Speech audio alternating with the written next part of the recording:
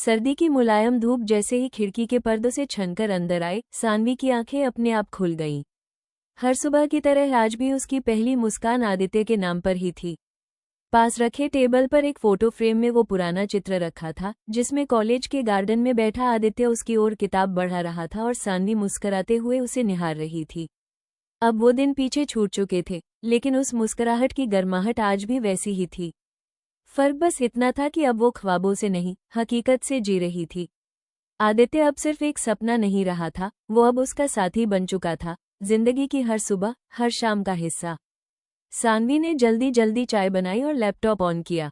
आज ख्वाबों की उड़ान की पहली ऑफिशियल वर्कशॉप थी, एक छोटे कस्बे की लड़कियों के लिए जो सपने तो देखती थी पर कभी जुबान पर ला नहीं पाती थी। आदित्य, तैयार हो? उसने वीडियो कॉल पर पूछा। आदित्य मुस्कुराते हुए स्क्रीन पर उभरा। हमेशा, जब तुम साथ हो। सान्वी हल्का सा मुस्कुराई। आज की वर्कशॉप के लिए मैंने प्रेजेंटेशन तैयार कर लिया है, तुम बस अपनी जादुई बातें लेकर आ जाना। तुम्हारी आंखों की चमक ही मेरी जादू है, आदित्य ने शरारत से कहा। सान्वी ने सिर हिलाया। फ्लर्टिंग से वक्त नहीं मिलेगा, आज की लड़कियां सवाल भी तेज पूछती हैं। दोनों हंस पड़े। वर्कशॉप एक गांव के सरकारी स्कूल में थी, जहां खपरेल की छतें और कच्ची दीवारें थीं, लेकिन बच्चों की आंखों में सपनों की चमक थी। छोटे छोटे डेस्क पर बैठी लड़कियां ध्यान से सुन रही थीं। सान्वी ने स्लाइड शुरू करते हुए कहा, अगर आपके सपनों को कोई और ना समझे तो क्या आप उन्हें छोड़ देंगी? एक लड़की ने हिचकते हुए पूछा, पर दीदी, जब घर वाले ही नहीं मानते तो क्या करें? आदित्य ने माइक संभाला, तब उन्हें अपने सपनों की चमक दिखाओ। चुप मत रहो, लेकिन नाराज भी मत हो। धीरे धीरे, प्यार से अपने ख्वाबों की कहानी उन्हें सुनाओ। सान्वी ने लड़की की ओर देखते हुए कहा, मैं भी एक समय में बस यही सोचती थी कि मेरी जिंदगी किसी और की बनाई रेखा पर चल रही है, लेकिन फिर मैंने अपनी पेंसिल उठाई और खुद की लकीरें खींची। बच्चियां तालियां बजाने लगीं। वर्कशॉप खत्म होने के बाद एक नन्ही बच्ची दौड़ती हुई आई और सान्वी को गले लगा लिया। दीदी, मैं भी इंजीनियर बनूंगी, आपके जैसी। सान्वी की आंखें नम हो गईं। शाम को होटल के कमरे में दोनों बैठकर चाय पी रहे थे। जानती हो सान्वी, आज इन बच्चियों को देखकर मुझे बचपन की अपनी बहन याद आ गई, आदित्य ने कहा। तुमने कभी बताया नहीं कि तुम्हारी बहन थी? सान्वी ने आश्चर्य से पूछा। आदित्य की आवाज धीमी हो गई। थी नहीं, है। बस, अब हम उतना बात नहीं करते। जब मैंने स्टार्टअप शुरू किया तो वो और माँ पापा नाराज हो गए। उन्हें लगा कि मैं सब कुछ छोड़कर भाग रहा हूँ। सान्वी ने उसका हाथ थाम लिया। कभी कोशिश की फिर से बात करने की? कई बार, पर शायद मैं सही शब्द नहीं खोज पाया। आदित्य ने आंखें झुका ली। सान्वी ने मुस्कुराकर कहा, तो चलो, इस बार मैं शब्द ढूंढने में तुम्हारी मदद करूंगी।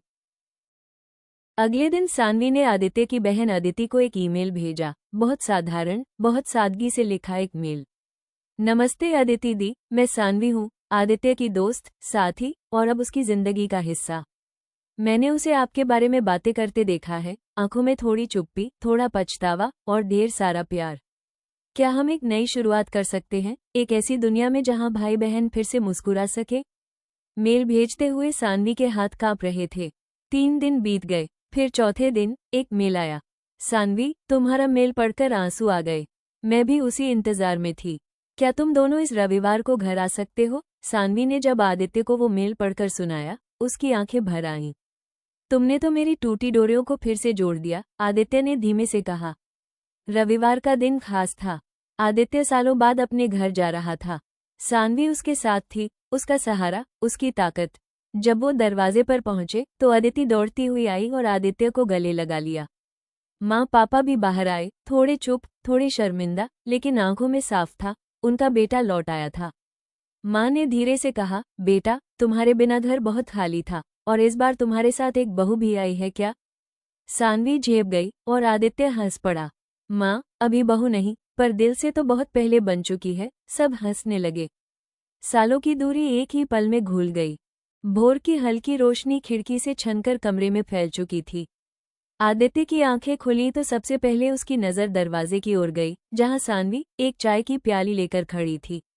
वो चुपचाप मुस्कुरा रही थी, मानो उसकी हर तकलीफ को महसूस कर चुकी हो। उठ गए? उसने धीमे से पूछा। आदित्य ने एक हल्की मुस्कान के साथ सिर हिलाया। तुम्हें देखकर सब ठीक लगने लगता है। सान्वी ने चाय की ट्रे मेज पर रखते हुए कहा, तुम्हारे लिए कुछ खास बनाया है, वो धीरे से दराज से एक छोटा सा लिफाफा निकालकर उसके सामने रख देती है। ये क्या है? आदित्य ने हैरानी से पूछा। पढ़ लो, उसने संकोच में आंखें झुका ली। आदित्य ने लिफाफा खोला, उसमें एक कार्ड था जिस पर सुंदर हैंडराइटिंग में लिखा था, जिंदगी अगर तन्हा लगे तो मेरी आंखों में झांक लेना, वहां तुम्हारा एक घर है। नीचे छोटे अक्षरों में लिखा था, अगर मंजूरी हो तो हमेशा के लिए। आदित्य को लगा जैसे पूरा कमरा भावनाओं से भर गया हो। उसकी आंखें भीगने लगी, पर वो मुस्कुराते हुए सान्वी की ओर देखता रहा।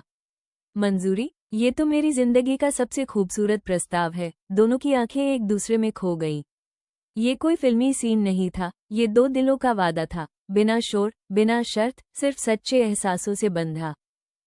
कुछ दिन बाद गांव में हलचल थी। प्रधान जी के घर में बैठक बुलाई गई थी। लोग तरह तरह की बातें कर रहे थे। कोई कह रहा था कि शहर का लड़का गांव की लड़की को बहला रहा है, तो कोई सान्वी के चरित्र पर सवाल उठा रहा था। सान्वी का भाई अर्जुन खुद को मुश्किल से रोक पा रहा था, लेकिन उसने अपनी बहन की आंखों में विश्वास देखा था। वो जानता था, अगर उसकी बहन ने आदित्य को चुना है तो जरूर वो उसका सम्मान करने वाला होगा।